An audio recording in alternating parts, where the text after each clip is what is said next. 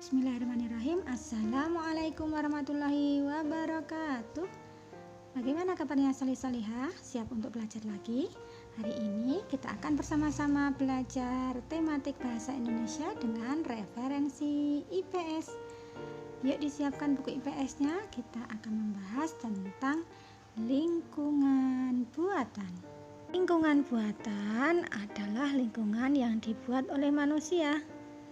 Contoh lingkungan buatan yang pertama adalah persawahan dan perkebunan. Sawah merupakan lahan yang dibuat manusia untuk menanam padi. Makanan pokok masyarakat Indonesia adalah beras. Beras berasal dari tanaman padi. Oleh karena itu, sawah banyak terdapat di Indonesia. Di negara kita ada 4 jenis sawah, yaitu yang pertama sawah tadah hujan, yaitu sawah yang sumber airnya didapatkan dari air hujan. Yang kedua, sawah irigasi, yaitu sawah yang pengairannya teratur memanfaatkan sistem irigasi. Yang ketiga, sawah pasang surut, yaitu sawah yang terletak di tepi muara sungai atau tepi pantai. Dan yang terakhir, sawah lebak, yaitu sawah yang berada di kanan kiri sungai besar. Lingkungan buatan yang berikutnya yaitu perkebunan.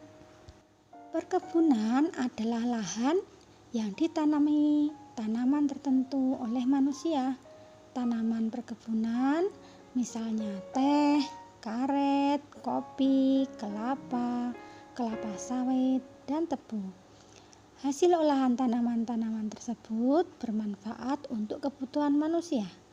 Perkebunan juga bermanfaat untuk mengurangi polusi udara, mencegah banjir dan longsor, serta menjadi sumber pekerjaan bagi manusia.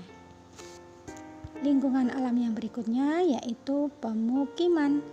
Pemukiman adalah daerah yang dibuat manusia untuk dijadikan tempat tinggal. Pemukiman berisi rumah-rumah yang digunakan sebagai tempat berkumpul dan beristirahat. Pemukiman biasanya terdapat di daerah dataran rendah. Ada pula yang dibangun di atas air. Contohnya di kampung apung. Rumah di pemukiman ini biasanya berbentuk panggung. Masyarakat yang tinggal di kampung apung menggunakan perahu untuk bepergian atau beraktivitas. Lingkungan buatan yang berikutnya yaitu bendungan dan waduk. Bendungan adalah bangunan yang dibangun untuk menahan atau membendung aliran sungai. Aliran air sungai dibendung supaya membentuk penampungan atau kolam air raksasa.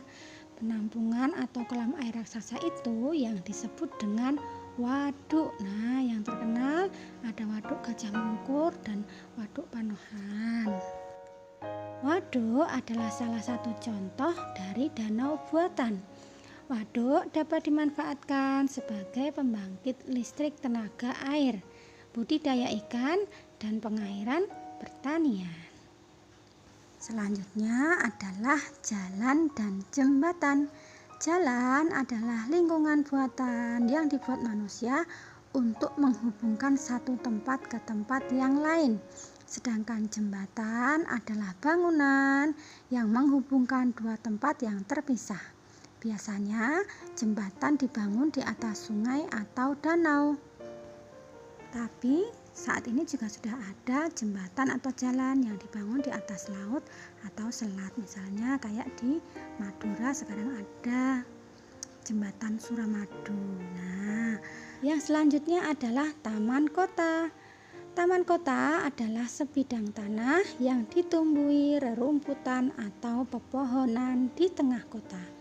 Taman kota biasanya juga ditanami bermacam-macam tanaman hias. Taman kota memiliki beberapa manfaat. Misalnya yang pertama dapat menyaring debu atau asap kendaraan. Yang kedua sebagai peredam kebisingan kota. Dan yang ketiga sebagai arena bermain atau berekreasi. Lingkungan buatan yang terakhir yaitu pelabuhan dan bandar udara. Pelabuhan adalah tempat kapal laut berhenti atau berlabuh di daratan. Pelabuhan biasanya dibangun di daerah pantai yang luas. Pelabuhan berguna untuk sarana transportasi dan perdagangan.